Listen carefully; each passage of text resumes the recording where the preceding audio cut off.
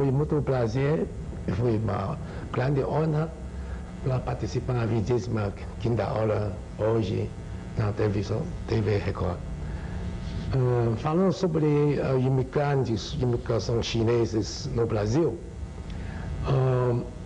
pelo arquivo de Sociedade Florestal Brasil e da Biblioteca Nacional do Brasil, primeiro turma de imigrantes chineses, ele veio de Cantão no 1810. Naquele tempo veio mais ou menos 200 pessoas. O objetivo é vir para cá e plantação de chá. Então ele explicar por que chineses naquela época, há 180 anos antes, veio no Brasil fazer plantação de chá. Aí tem uma história.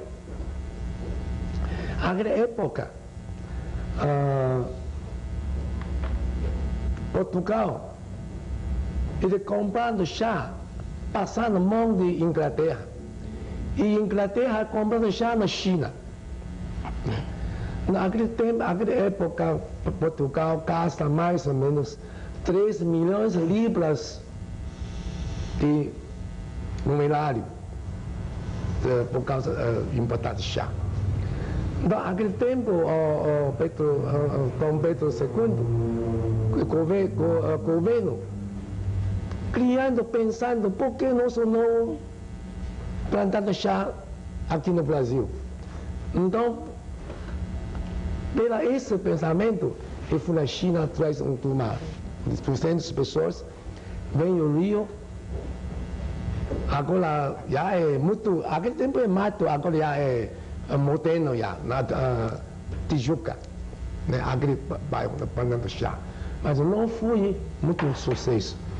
Tem outro assunto que ele traz os chineses para plantar chá, por causa de todos os anos que pagando esses 3 milhões de libras de dinheiro. Mas naquele tempo, Portugal não tem tanto dinheiro, então ele está pagando pelas pedras preciosas, metais preciosos. Né? Então, veio essa turma no Brasil plantando chá. Mas o resultado não foi muito bom, depois parou. Essa é a primeira época que a colônia chinesa vem de Cantão para o Brasil. Muito bem. Aí um breve relato da história dos nossos chineses no Brasil trazendo chá, né? Com chá com café. Hoje em dia já tem chá e café, né? Bom, é importante o café no Brasil. Né? Exato. Levando o café para lá. Bom, senhor Ma, falar um pouquinho dessa culinária chinesa, por favor. Bom, antes de eu falar sobre a culinária chinesa, dá licença, eu vou fazer uma pergunta, pastor. O senhor conhece comida chinesa? Já comeu alguma vez? Já. Já? Já comi algumas vezes. O que você acha? Muito gostosa. Principalmente, eu me recordo da última vez, eu comi em Portugal. Nós nos reunimos, quando eu estava exercendo meu ministério em Portugal, nós nos reunimos e fomos romper o ano num restaurante chinês. E rompemos os pastores e tal, celebramos o rompimento do ano lá. E foi uma experiência muito interessante, porque a culinária chinesa, a gente vê que os preços são mais acessíveis do que outra culinária e também existe uma variedade muito grande, né? Você come carne, você come tudo que você quer, sendo que existe o tempero, a particularidade da própria cultura chinesa nisso tudo, né? Mas eu particularmente gostei muito.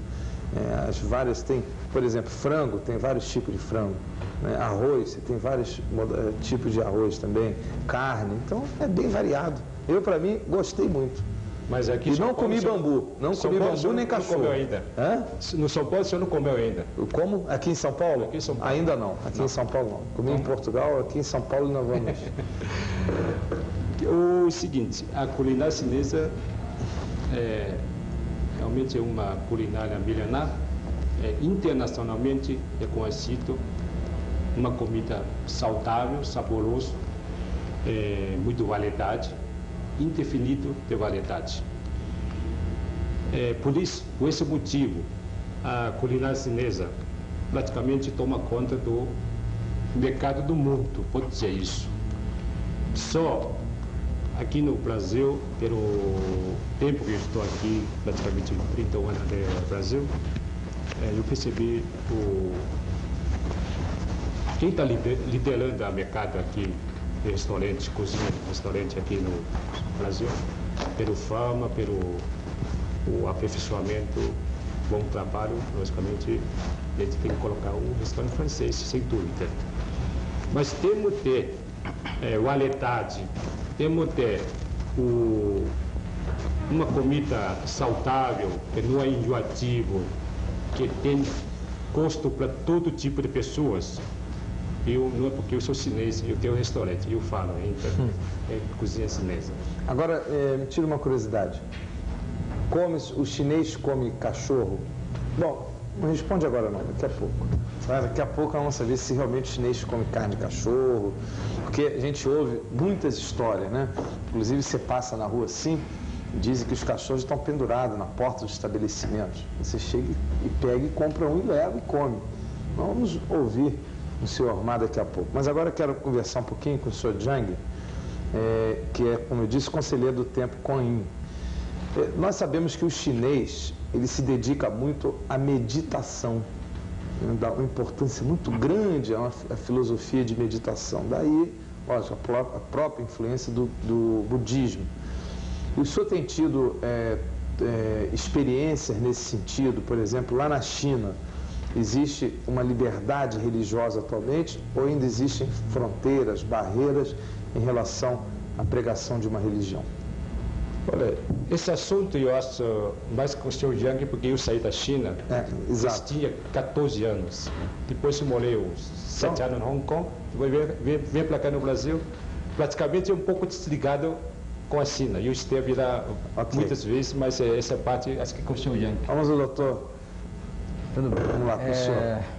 Pastor Ronaldo. Então, primeiro, se o senhor permite, eu gostaria primeiro mostrar que os chineses estão aqui já está construindo, né? Já tem uma parte, já está terminado, um templo chamado Kuan Yin. Kuan Yin seria um estado de misericórdia, tá? Ele cuida de todas as populações. Então, esse aqui, se o senhor permite, eu tenho algumas que se puder mostrar ou depois, né? E falando sobre a religião da China, hoje, depois da abertura, essa aplicação de abertura de economia e a reforma, hoje ele praticamente tem liberdade para todos. Tem liberdade? Tem liberdade. Então, por exemplo, um determinado missionário, suponhamos de qualquer religião, ele chega na China, ele tem toda a condições de abrir o seu ministério, de professar sua fé. Bom, a Constituição chinesa garante essa liberdade atualmente? Na Constituição, sim, tem essa garantia. Só que ele sobe ainda parte controlado pelo parte do governo. Mesmo o pessoal de lá, a religião é livre, mas não tanto como estamos aqui no Brasil. Há uma abertura gradativa. Isso. Há uma participação do Estado junto com as autoridades religiosas. Dentro do limite, ele é totalmente livre. Porque hoje ele ainda é um regime comunista. Então, ainda é um regime comunista. Comunista, então, mas está indo para total de liberdade. Mas com esse processo realmente de anos para cá, ele está gradualmente... Está havendo uma evolução nesse sentido. Isso. E isso tem... sim, eu posso aumentar um bocado. Quer dizer, a religião na China é uma religião independente. Por exemplo, a católica, quer dizer, é uma religião católica da China. Embora... Não tem ligação com o Vaticano. Não tem ligação com o Vaticano. Embora essa católica venha de fora, mas agora lá... tem influência na China, sobretudo, principalmente nas cidades de Xangai, Pequim, de Cantões, etc. Principalmente nas cidades e também numas rurais mais desenvolvidas. Mas a religião da China, todas as religiões da China são independentes Quer dizer, não tem ligação com lá fora. Não tem ligação aquela oficial com lá fora, mas tem cooperação, etc., não, com fora. E, quer dizer, na China, toda a gente tem liberdade de crença.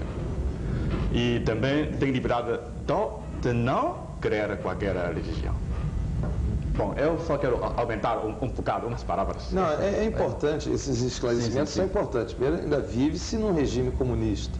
Segundo, o regime comunista, outrora completamente fechado a qualquer manifestação religiosa mais explícita, hoje começa a passar por um processo de abertura, né, Mr. Hong? Um processo de abertura gradativa e caminhando também com o desenvolvimento econômico. Né? Mas na China não é um regime comunista, não é, quer dizer, é uma sociedade socialista. Socialista. Socialista. Então, houve uma evolução do comunismo e está caminhando para o socialismo. Não.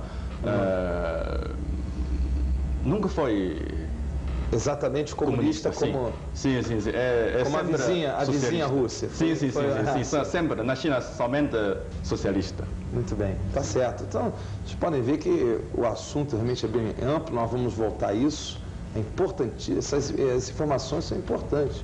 Então, veja como o nosso mundo ele é complexo, as diversas culturas, elas podem se interagir. Né? A China hoje, você pode ir numa Pizza Hut, né? Em Pequim, né, Mr. Hong?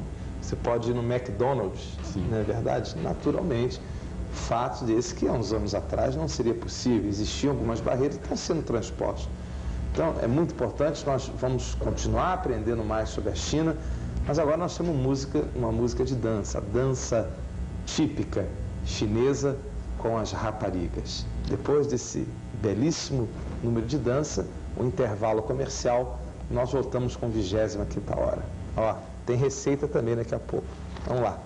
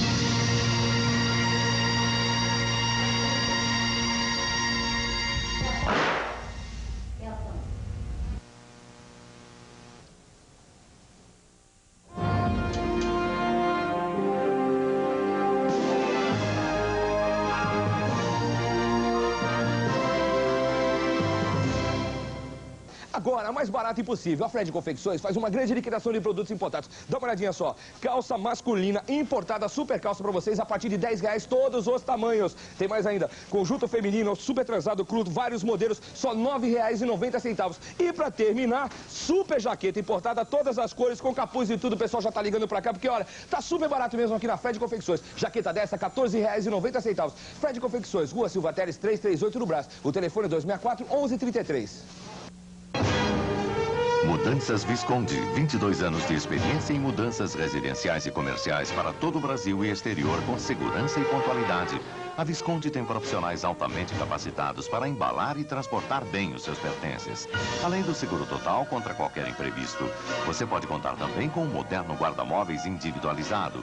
Peça orçamento sem compromisso. Mudanças Visconde, transporte classe especial. Ligue 294-6111 e não mude por outra. Mas tudo passa, tudo passará. Todo fruto que eu plantar e que eu colher foi o dia. Nelson Ned, o cantor das multidões, apresenta mais um grande sucesso. Jesus está vivo. Em LP, CD e cassete. Lançamento Line Records. Neste domingo, direto de São Jorge, na Argentina, Campeonato Sul-Americano de Fórmula 3. Ao vivo, as máquinas e pilotos mais competitivos do continente na briga pelo lugar mais alto do pódio. Você vai acompanhar em detalhes um show de garra e habilidade. Terceira etapa do Campeonato Sul-Americano de Fórmula 3. Ao vivo, direto de São Jorge, na Argentina. Neste domingo, meio-dia.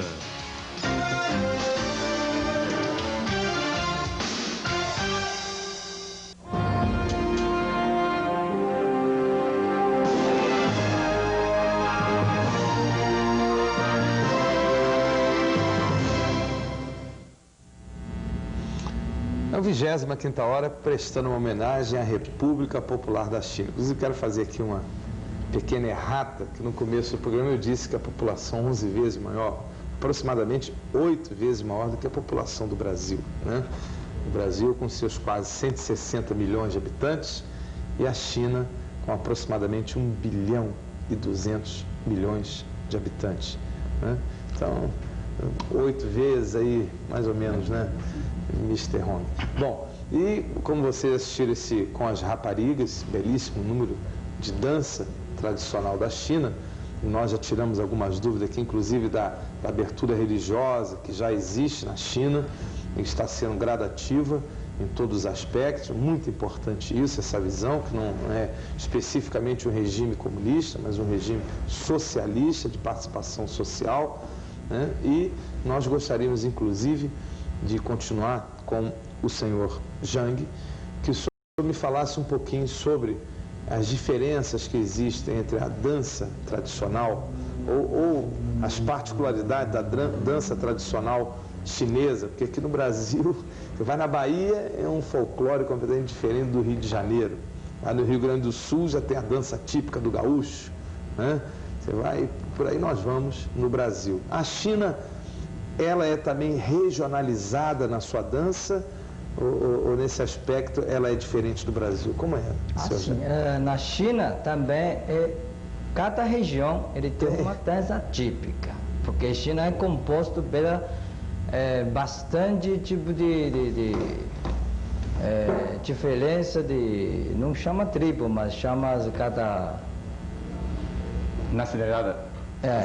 Isso, diferenciado. Então, quer dizer, inclusive China também, mesma coisa, o Brasil, ele de norte a sul, de leste a oeste, são bem distantes. Então, cada região, além de dança, ele até língua é totalmente diferente. Na China, nem sabe quantas linguagens tem, não como aqui só tem português. Lá, cada uma cidade, às vezes, já tem outra linguagem. E, então, lá sim, cada região tem um tipo típico de dança. Mas acho que principalmente a diferença entre dança da China, o tradicional, e do Brasil. A diferença acho que é ele ligado com a cultura da China.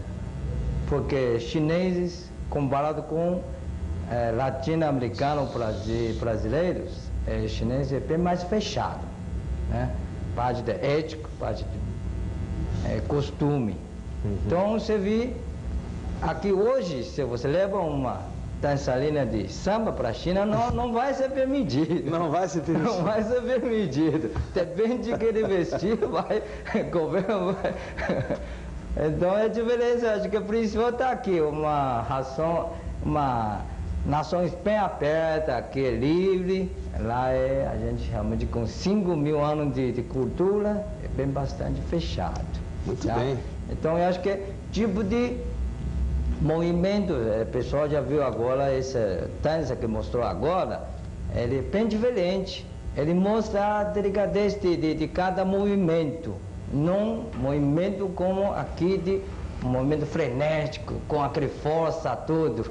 Se botar um samba no jeito aí, dá certo. Não vai pegar.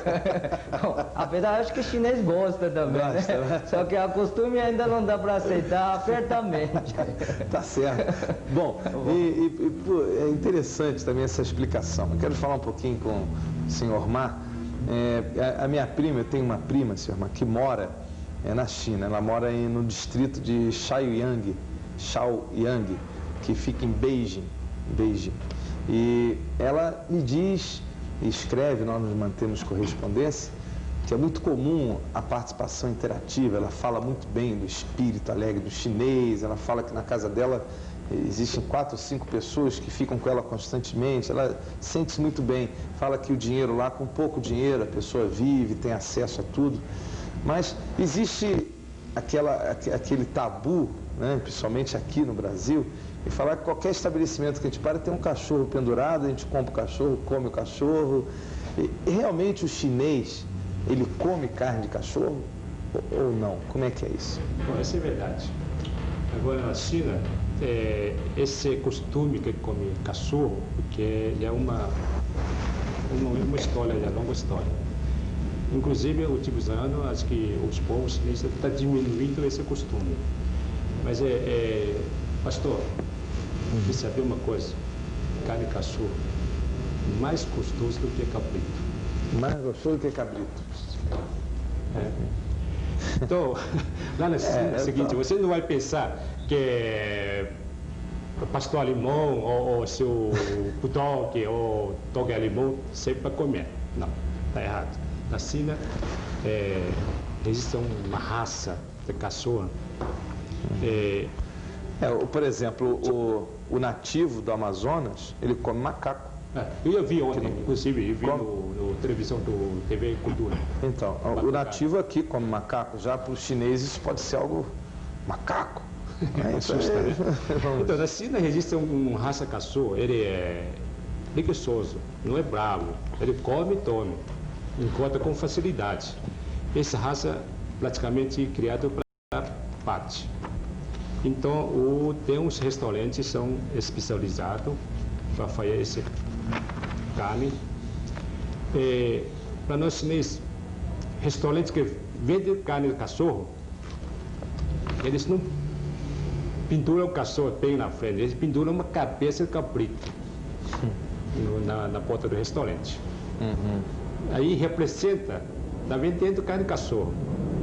Por isso, com o tempo, até os povos chineses viram um ditado, um exemplo, alguém faz alguma coisa falso, vai falar, ele está pendurando cabeça de cabrito para vender carne de cachorro. Muito bem, tá certo. Bom, nós temos agora uma matéria que é sobre a culinária chinesa. Não tem nada de cachorro, né? Mas como disse o senhor Ma, são particularidades culturais, né? Depende, se você viver na China e viver muito tempo lá, você vai achar normal comer cachorro. Como se eu viver muito tempo na Amazônia, a gente acaba se adaptando e comendo macaco no dia a dia, né? Então, tudo depende de onde nós estamos. Traçando até um paralelo, um exemplo até um pouco mais distante, por exemplo, o gaúcho, ele gosta do seu chimarrão, mas você fala isso com o nordestino, ele fala, não, eu quero minha rapadura, né? E por aí nós vamos nos entendendo, né? O importante é que o estômago esteja cheio, né?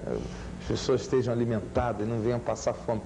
Infelizmente, um quadro que nós mostramos aqui no Brasil, que muito envergonhou a diplomacia brasileira, foi uma foto aqui em Timbaúba, no interior de Pernambuco, mas fica ali mais ou menos uns 50, 60 quilômetros de Recife, onde uma menina comia carne de rato, botava o rato e comia o rato, e o governo estava trocando cada rato por 1 quilo de carne bovina. Estava acontecendo isso, e isso até motivou o nosso movimento Brasil 2000, Futuro Sem Fome. Os telespectadores são testemunhas disso aqui. Então, eu acho que nós não vamos entrar nesse ato, nesse paralelismo, mas nós vamos abordar com muita clareza esse aspecto de que a arte culinária é uma particularidade de cada país, de cada região, de cada povo. Depende de quando nós estamos vivendo e se adaptando àquilo ali. Sobrevivência, eu vou contar uma coisa para vocês. Não é fácil, não. Né? Tem cada coisa que a gente aprende, né? A tirar água de cacto, né? Você está no deserto, tem que aprender a tirar água de cacto. Não é no rio que você vai pegar água. E por aí, são os mistérios, né? Bom, e as particularidades de cada cultura. Mas, agora eu vou chamar, então, a nossa matéria sobre a culinária chinesa. Caneta, papel, faz essa receita e depois me conta se você gostou. Vamos lá.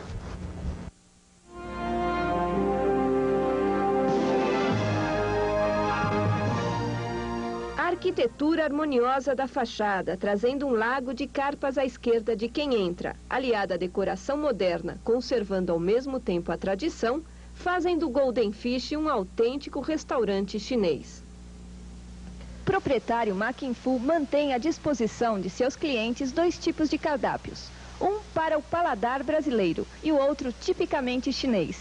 E é a respeito dessa gastronomia tão especial que nós vamos conhecer um pouco mais agora. E aqui na cozinha do restaurante Golden Fish, nós vamos aprender um pouco mais o segredo da gastronomia chinesa. Para isso, nós estamos aqui na companhia do cozinheiro Yong, que vai nos explicar alguns passos dos pratos que vamos aprender.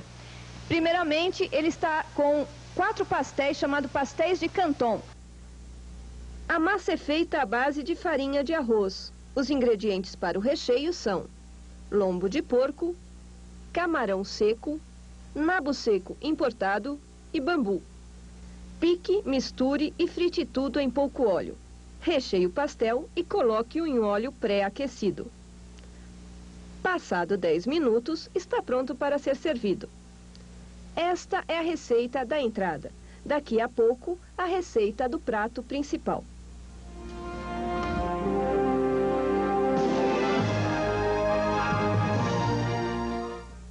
Bom, esse pastel vai me fazer engordar mais uns quilinhos, hein, senhor Mar? Não. Eu queria que o senhor me dê um pastel desse. Não se preocupe com a sua... Com a dieta. Dieta. Porque a cozinha chinesa, nós usa muito legume, verdura. Muito bem. Então, um exemplo, os fregueses falam, eu comi aqui, saí do restaurante, chego na esquina com fome. É uma comida digestiva. Tá certo. Bom, agora vamos matar um pouquinho da curiosidade de todos nós. Vou falar um pouquinho com o senhor Li. Ele vai me explicar uma curiosidade que nós temos. Que você olha assim, às vezes você confunde, é chinês ou é japonês ou é coreano? A pessoa fica em dúvida, né? Bem, senhor Li, que a gente pode saber que é um chinês, que é um coreano, que é um japonês, que a raça amarela é bem parecida, né? Conta pra gente alguns segredos. Bom, pastor,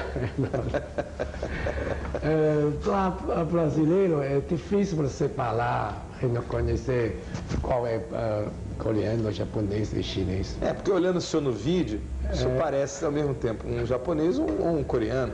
Para chinês é fácil.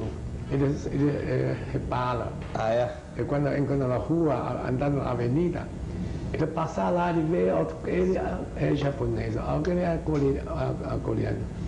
Porque japonês, chinês e coreano, cada um tem uma personalidade diferente. Não precisa de falar, né? É só andar, ele andando, vestindo, rostos, olhos, né? Quer dizer, ele anda, a maneira de andar, jeito de andar, jeito de até vestir, né? Diferente. Quando você não conhece, não tem experiência, então é difícil para reparar. Mas para nós é fácil. É fácil. É fácil. Então, mas maneira de vestir, maneira de andar, maneira de... Tudo depende de rir. Pode confundir assim na primeira. Tem até uma piada aqui no Brasil que diz o seguinte: a pessoa fala, não, mas é tudo igual. Aí o outro fala assim, não, tudo igual é um caminhão cheio de japonês, né? Então não é tudo igual, não, tem que se diferenciar. Mas tá certo, aqui a explicação do senhor Lee, muito importante, existe. Bom, senhor cônsul, como é que nós podemos definir hoje a economia da República Popular da China? Bom, se vou falar em uma frase, quer dizer, a economia da China cresceu muito nos últimos 15 anos e um aumento anual de PIB dos últimos 15 anos é 9%. Se puder, eu vou falar mais uns minutos sobre a economia da China. A China praticava uma política de economia de planejamento altamente concentrado.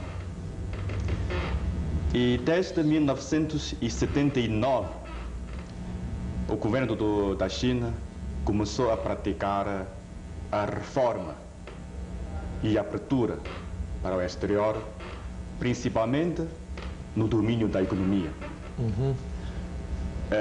Agora, o nosso governo estamos esforçando para estabelecer uma economia mercantil socialista. Pois não. Quer dizer, são duas economias diferentes. Quer dizer, nós não entramos nem no capitalismo selvagem e nem ficamos bloqueados pelo o regime fechado do comunismo, onde o Estado é paternalista em todos os sentidos. Procura-se conciliar isso.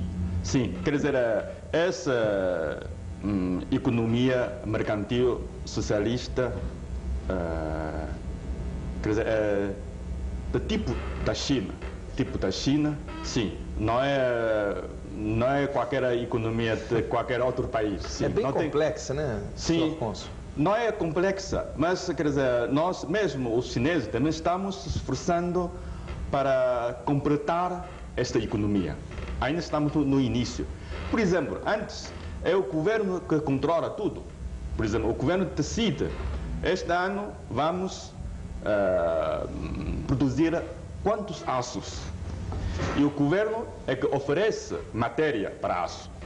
E o governo é que compra todos os aços e depois distribui para outras fábricas ou outras, qualquer entidade que necessita aço. Agora já não. Agora, mais de 90% das matérias ou dos produtos já não são controle do governo. Quer dizer, é livre. É livre.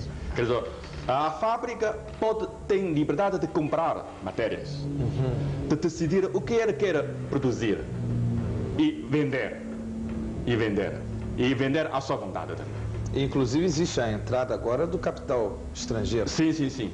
E desde 1979, quer dizer, a China começou a praticar essa política de abertura. Nós também introduzimos capitais estrangeiras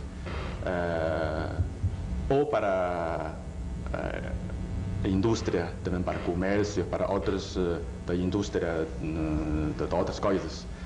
E não só esses quer dizer, investimentos, capitais estrangeiros, também tecnologias avançadas e outras coisas boas dos outros países, incluindo do Brasil também. Muito bem. Bom, nós vamos voltar a falar com o nosso cônsul, o Sr. Hong, mas antes eu gostaria de chamar mais uma matéria sobre a China. Depois dessa matéria, eu vou voltar a conversar com o nosso cônsul sobre as relações atuais entre Brasil e China, as relações diplomáticas, como é que elas estão se desenvolvendo entre os dois países. Agora, então, a nossa segunda matéria sobre a República Popular da China. Depois nós voltamos aqui.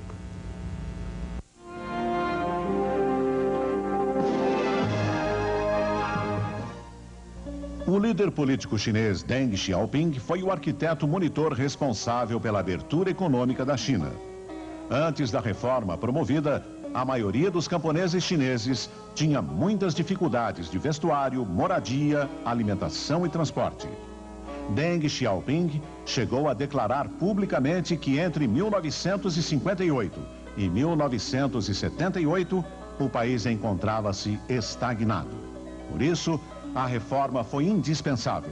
Em dezembro de 78, 18 famílias da aldeia de Xiaocan, do distrito de Fuecan, província de Yarqiwin, foram as primeiras a aplicar o sistema de responsabilidade familiar para a produção, abrindo o prelúdio da reforma rural. A renda anual dos camponeses de Fuehan aumentou de 80 yuans em 78 para 585 yuans em 1990. Todas as empresas que combinam a agricultura com a indústria e o comércio estão se fixando e se fixaram já na faixa litorânea, expandindo-se por todo o país. Muitos trabalhadores têm sido atraídos do interior da China e, finalmente, as diferenças entre campo e cidade têm diminuído. Em apenas 14 anos, foi abolido o sistema da comuna popular e 800 milhões de chineses adquiriram a autonomia do cultivo. Além disso, foi abolida a venda obrigatória de produtos agrícolas ao Estado. Hoje, os preços dos mesmos fluem normalmente.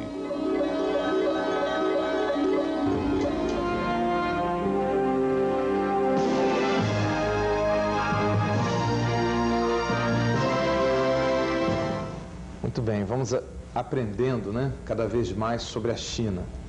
E, Sr. Hong, nós falávamos acerca da economia chinesa na sua fase atual e as relações diplomáticas Brasil-China. Sim, as relações entre o Brasil e a China desenvolveram muito. Os nossos dois países estabeleceram as relações diplomáticas em 1974.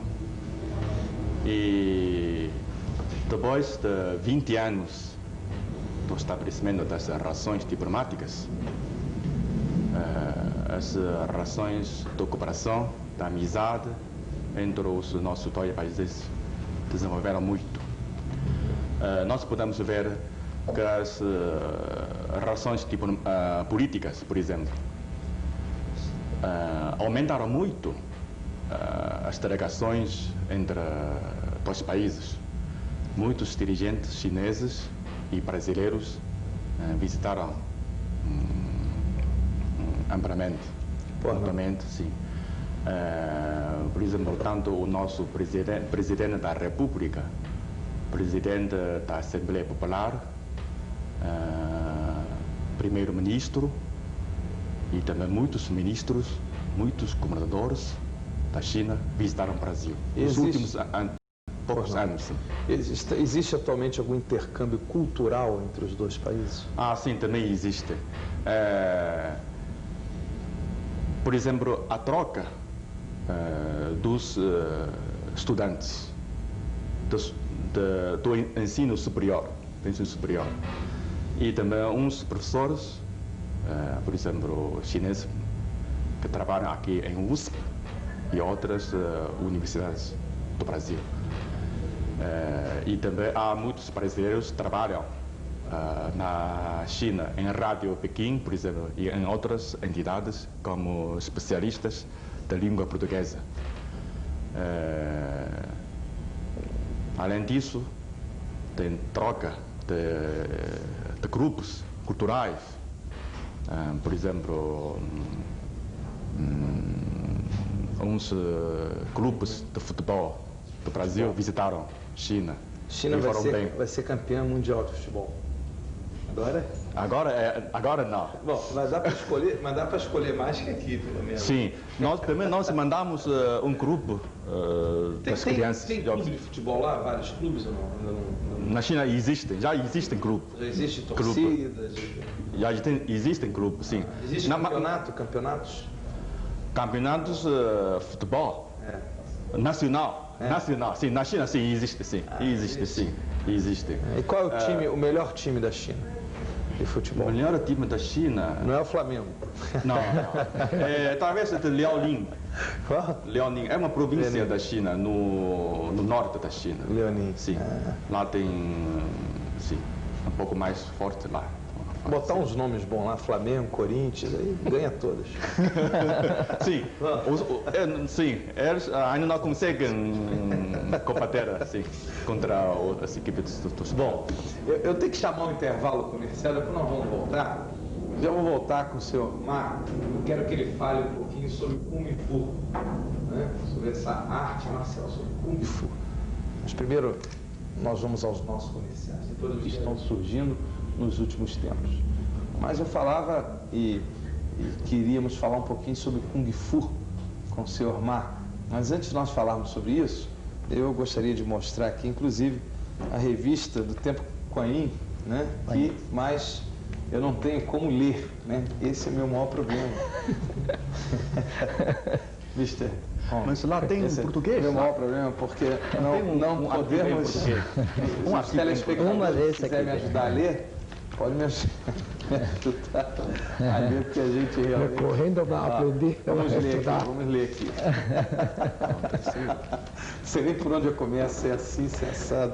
Aqui temos as cerimônias, as fotografias, está tudo aqui mostrando na revista. Muito bem. Mr. Ma, senhor Ma, vamos falar um pouquinho sobre Kung Fu. Onde que surgiu? Pastor, antes vou falar sobre o assunto, eu quero cumprimentar os grandes mestres da colônia, mestre Lope, Shang, Li, mais presidente da Federação, seu Enio, do Paulista, Léo. Apesar de vocês não estão aqui, pouco eu conheço, estou falando sobre o assunto de vocês. Kung Fu, época meu, era moleque, praticamente um esporte obrigatório de todos os estudantes, praticamente como o futebol brasileiro. A gente aprende, obrigatório aprender. Cada aldeia, eles contratam o mestre para dar aula para todos os jovens, crianças da aldeia. Na época não paga nem dinheiro, paga pelo saco de arroz.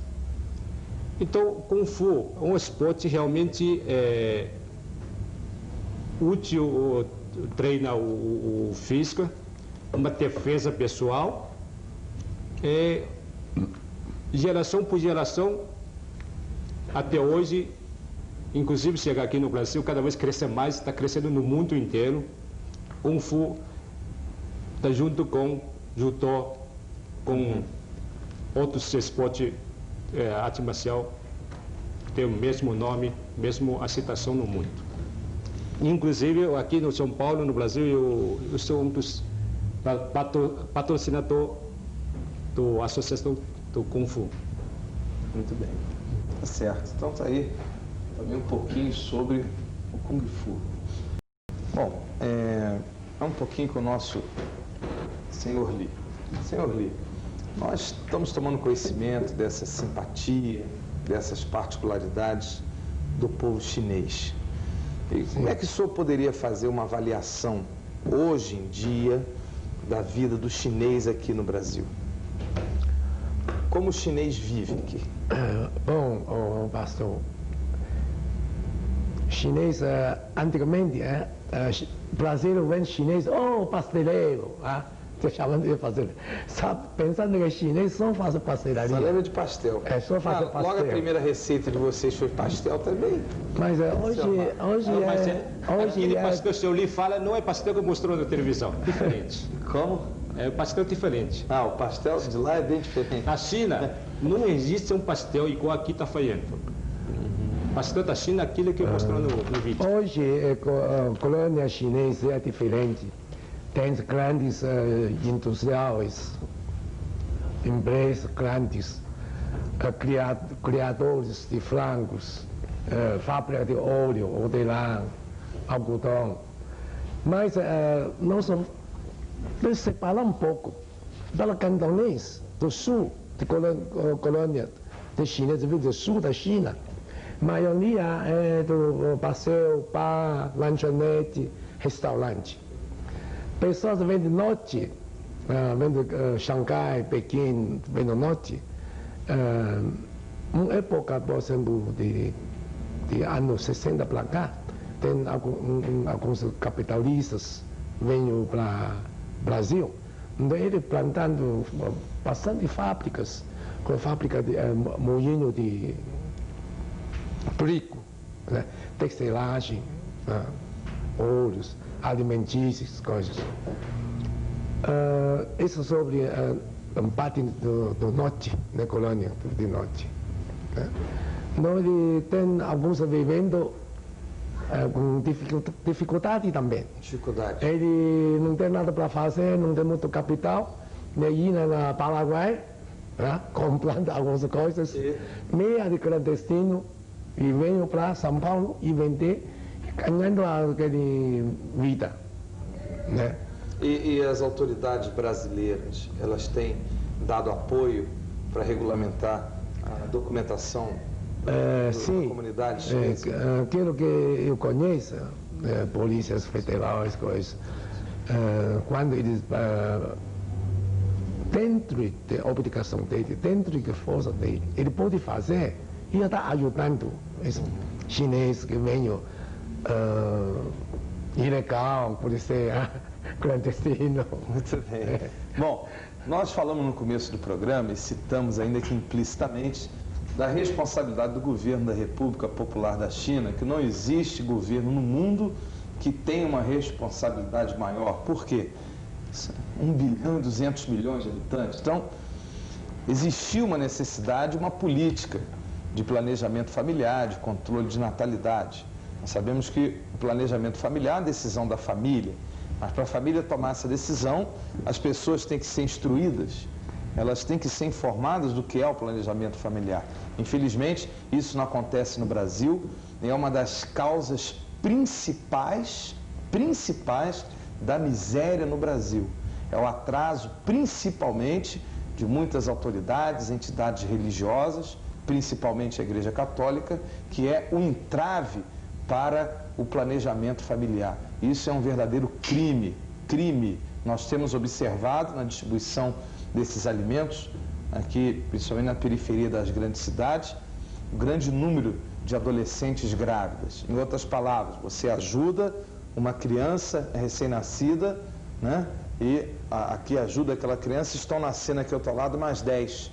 E se não se controlar isso, não se controla a miséria, não se controla a pobreza, e as pessoas então têm que ter acesso à educação. Então o governo da China começou a dar acesso à população chinesa à educação, começou a ter uma política de planejamento familiar, de métodos contraceptivos, de estimular um menor número de filhos para a sociedade chinesa. Gostaria então que o doutor e o nosso querido cônsul, senhor Hong, nos falasse acerca dessa política de planejamento familiar da China, que eu repito, o nosso país está muito atrasado, porque nós só vamos combater a miséria, as injustiças, quando nós tivermos uma política forte de planejamento familiar, a qual eu dou todo aplauso. A China está muito avançada à nossa frente em relação a isso. Gostaria que o senhor explicasse como funciona na realidade chinesa. Sim, a China adopta a política de planejamento familiar como uma política de base do Estado. Porque todos sabem, a China tem uma população de 1,2 bilhões. E agora, cada ano, a China tem o aumento de uma população de 15 milhões. Todo ano? Todo ano, agora, 15 milhões. E quantos morrem? A taxa de mortalidade? Mais ou menos. Agora, aproximadamente um pouco menos de 1%, pouco menos de 1%. É verdade. Sim. E por isso, quer dizer, cada ano temos mais uma população de São Paulo. Mais uma população de São Paulo? Na China. Cada ano, sim. Por isso, esse é um grande problema para a China, a nação chinesa. Assim, quer dizer, nos anos 60, 50, o crescimento anual é 2% ou até mais. Por exemplo, em 1969, o crescimento é 2,6%. Por isso, desde o início da década de 70, o governo chinês começou a praticar essa política de planejamento familiar. Quer dizer, o governo apela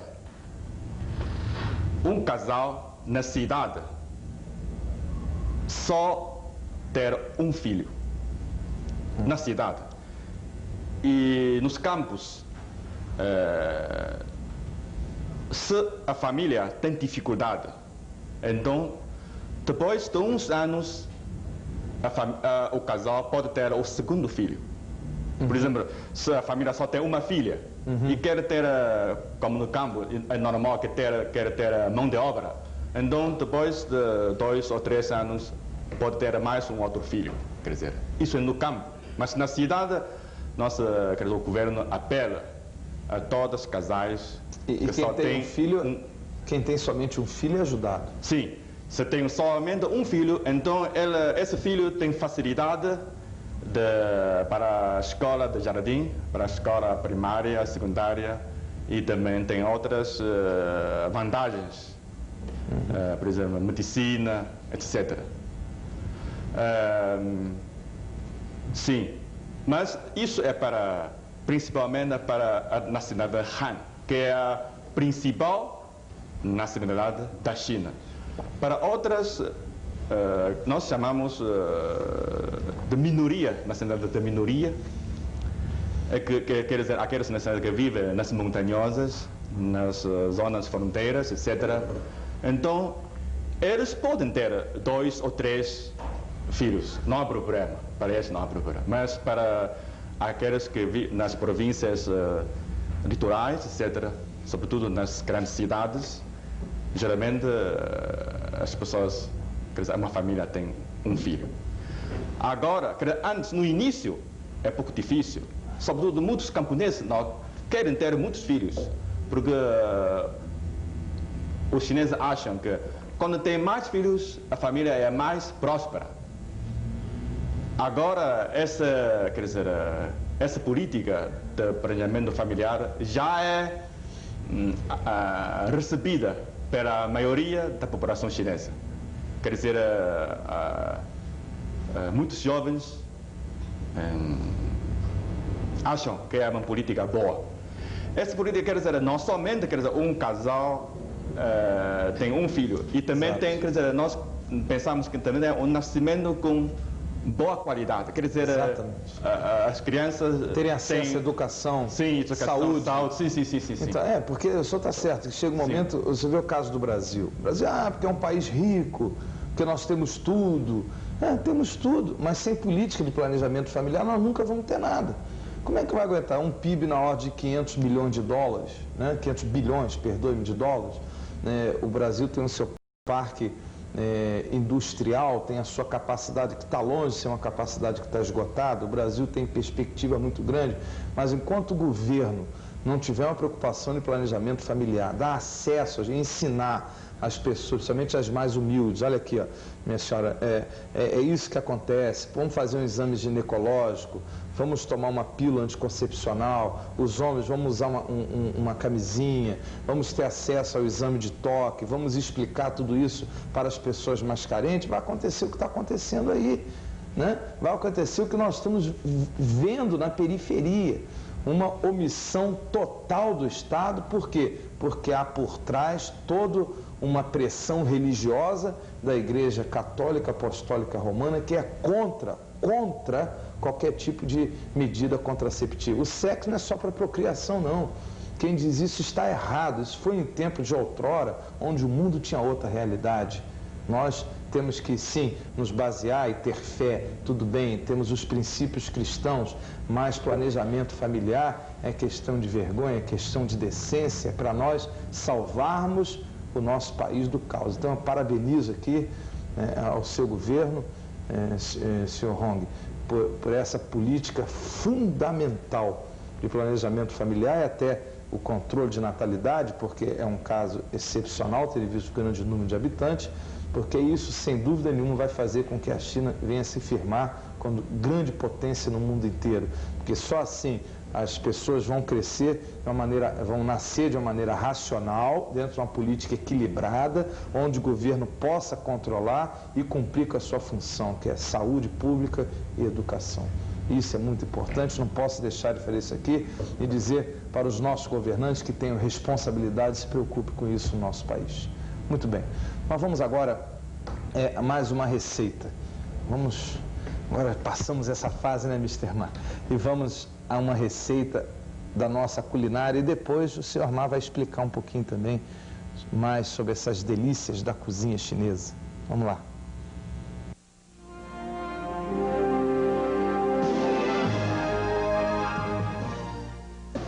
E agora é hora de aprendermos mais um prato. Frango à moda do Mestre Ma. Novamente, anote aí em casa que vale a pena. Este é um dos pratos mais pedidos do Golden Fish. Vamos a ele. E onde você está colocando aí? Esse primeiro é óleo, mais quente, esse para pão para Índia. Se pode esse pão para amarelo, esse pode. É pão de forma picadinho, então, que o Yong está fritando aqui. E agora, Yong? Agora, para mais quente, esse para frango mestre para Índia. 500 gramas de frango picadinho, passado na maisena. Esse pouco óleo, esse para cebola pouco. 2 colheres de cebola picadinha. Esse pimentão vermelho. Adicionar pimentão vermelho também picado. Pimentão esse verde. A seguir, pimentão verde. 4 cogumelos picados também. Um pouquinho de pimenta. Adicionar também umas gotas de vinagre. Sal a gosto e uma colherinha de açúcar. Com fogo baixo, retornar à panela o frango e os pães de forma. Acrescentar um pouco de maisena e óleo de gergelim. E amendoim por último. E o frango à moda do Mestre Ma está pronto para ser servido.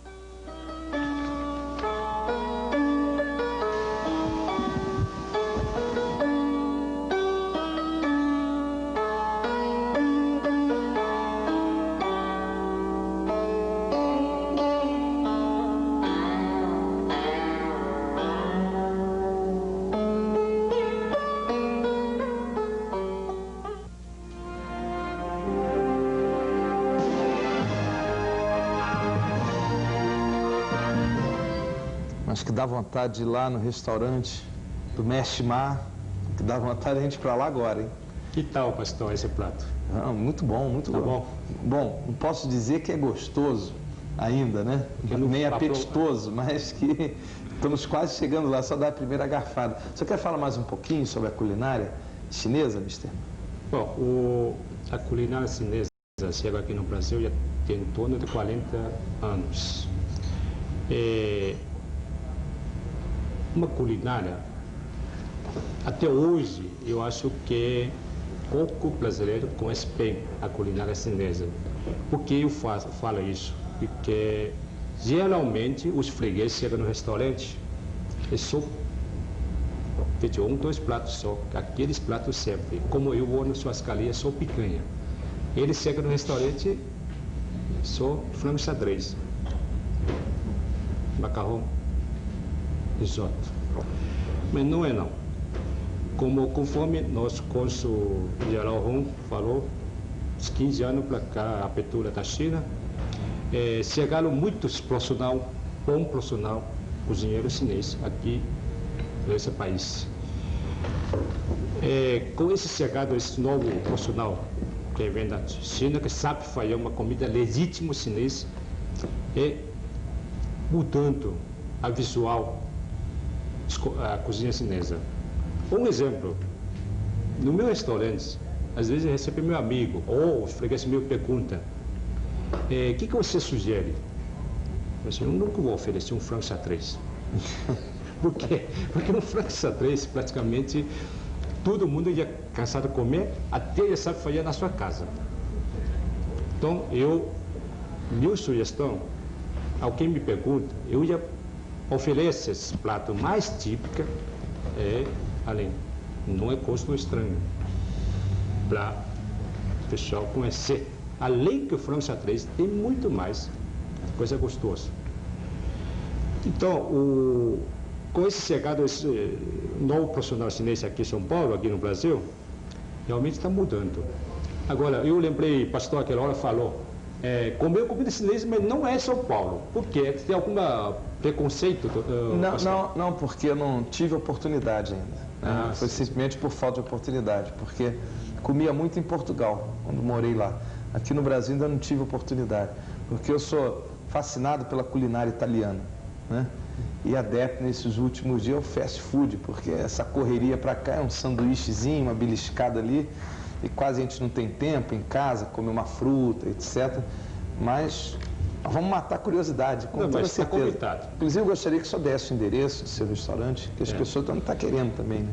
Está na Avenida Divino Salvador, 61, Moema, atrás da Igreja da Moema.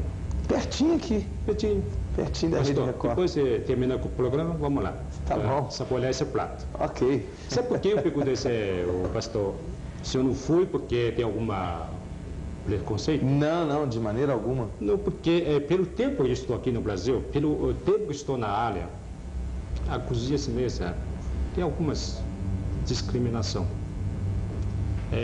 Por quê?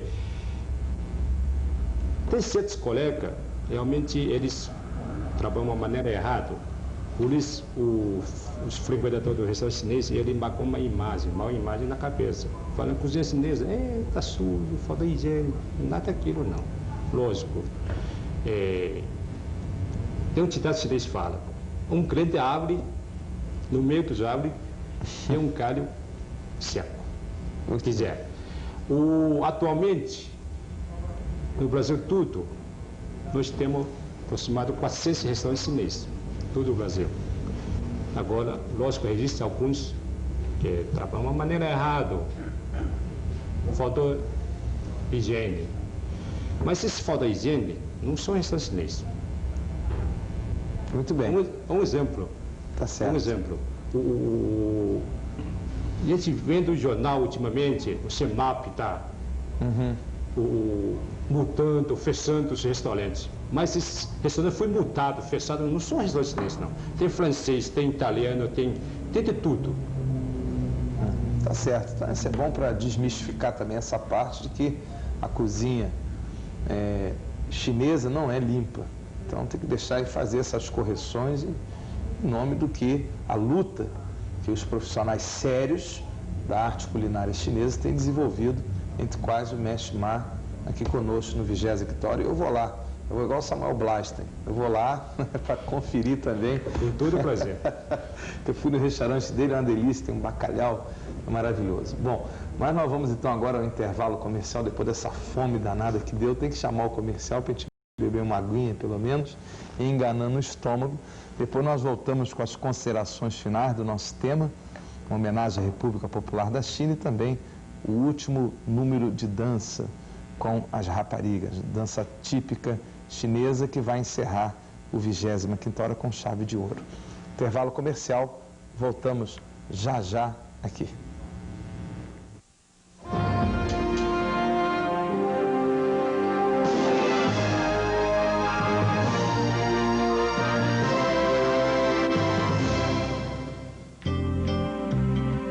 O Brasil já foi o país do futebol. Hoje é o país do futebol, do automobilismo, do vôlei. O Brasil já foi o país do café. Hoje é o país do café, da soja, dos produtos industrializados. O Brasil já foi o país da inflação sem limites. Hoje é um país de moeda forte e estável, mas essas mudanças estão apenas começando. O Brasil precisa mudar ainda mais para ser o país moderno que o Brasil moderno quer ser. E é por isso que o Banco do Brasil está mudando com o Brasil, modernizando sua estrutura e tornando-se mais competitivo.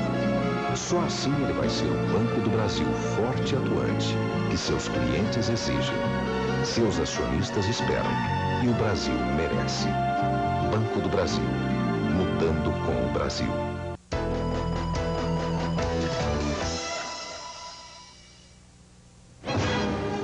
Mudanças Visconde, 22 anos de experiência em mudanças residenciais e comerciais para todo o Brasil e exterior com segurança e pontualidade. A Visconde tem profissionais altamente capacitados para embalar e transportar bem os seus pertences.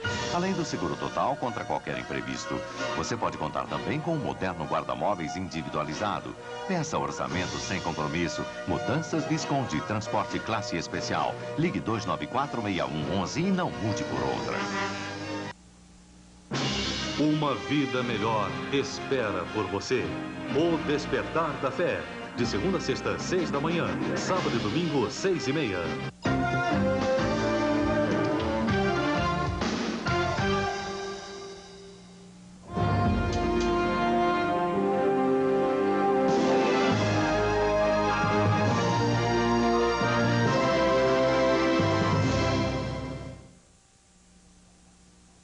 Muito bem, chegamos à parte final do programa 25ª Hora, como todas as sextas-feiras fazemos. Uma homenagem a um determinado país, República Popular da China. Este é o nosso país. Quero agradecer, em nome da Rede Record de Televisão, a presença de todos os senhores aqui nos nossos estúdios, esse simpático grupo de dança popular, dança típica da China, que também com as suas belíssimas apresentações, que vai nos coroar com o último número, logo agora no encerramento do programa. Então, vamos nas considerações finais com o nosso Sr. Zhang. Sr. Zhang, foi um prazer tê-lo aqui. Suas palavras finais sobre a nossa China. Foi um grande prazer também de eu ter participado do 25º Hora de TV Record. E a gente falamos tanto sobre o Templo Kuan Yin, mas então eu gostaria também pessoas falando sobre onde que ele fica. Ele fica na Parelheiros, no sul de São Paulo. Fica mais ou menos 29 quilômetros do centro para lá. Então ele tem ocupando uma área de 40 mil metros quadrados e o principal saguão já está pronto, foi inaugurado já faz um ano. Então eu gostaria de pessoas, além de não ser religião de budista, mas será bem recebido por nós, porque é para visitar uma arquitetura de China, tá? Ele é projetado por um engenheiro chinês. Então, eu acho que vale a pena a pessoa a qualquer hora fazer uma visita. Muito bem. Esquecendo sobre religião, mas visita um pedaço da China. À vontade. Então, mais uma vez, foi um grande prazer que tenha participado dessa programação da TV Record. Muito obrigado. Tá bom. Obrigado, pastor. Eu espero um dia viajar com o senhor para a China, o senhor me ajudar a abrir uma igreja lá na China. Aí eu vou ficar lá. Ah, sim, eu fiquei sabendo. Mr. Mar fazer comida pra gente lá. Desculpa, pastor. Lá, Mr. Mar. Lógico. Eu fiquei sabendo na Veja, foi uma... acho que é essa semana, né? Mas não... Nós estamos caminhando. Caminhando, né? Como disse vamos chegar lá, né? Cônsul, Mr. Hong, nós lá a abertura está sendo bem gradativa, tudo sempre a supervisão do Estado, né, Mister? Fazendo de uma maneira gradativa, mas estamos chegando lá, estamos felizes com essa interação dessa cultura milenar, uma cultura oriental com o mundo ocidental. Mas todos nós só temos a ganhar com isso, né? Mr. Ma, agora só falta ir lá saborear aquele prato gostoso. Bom, esses dois pratos, um dos pratos que eu elaborei ultimamente é um cardápio para o grande data, dia 14 de maio, para nós, grande maio, vocês estão convidados no meu restaurante para saborear esses pratos. Agora, eu agradeço o pastor Ronaldo, TV Record, deu essa oportunidade para nós estamos aqui para ter um papo sobre a China, divulgar um pouquinho a cultura chinesa para o povo brasileiro. Muito bem. Obrigado. Senhor Li, vamos lá. Prazer ter muito prazer pela sua simpatia. Muito obrigado. Fica à vontade, pode mandar o seu recado. os meus amigos brasileiros, TV Record, espectadores, muito boa noite. Agora eu falando sobre imigrante chinês no Brasil, eu tento falar mais uma palavra. Chinês vem do imigrante no Brasil já tem 181 a 184 anos de história. Né? Dr. Pastor me perguntou sobre como viver chinês. Naquele tempo, muito pouca gente, então é só trabalho de restaurante e pastelaria. Agora, como a colônia chinesa no Brasil tem tanto época, já tanto tempo, já tem advogados, médicos, exportadores, importadores, fabricantes, né? É tudo.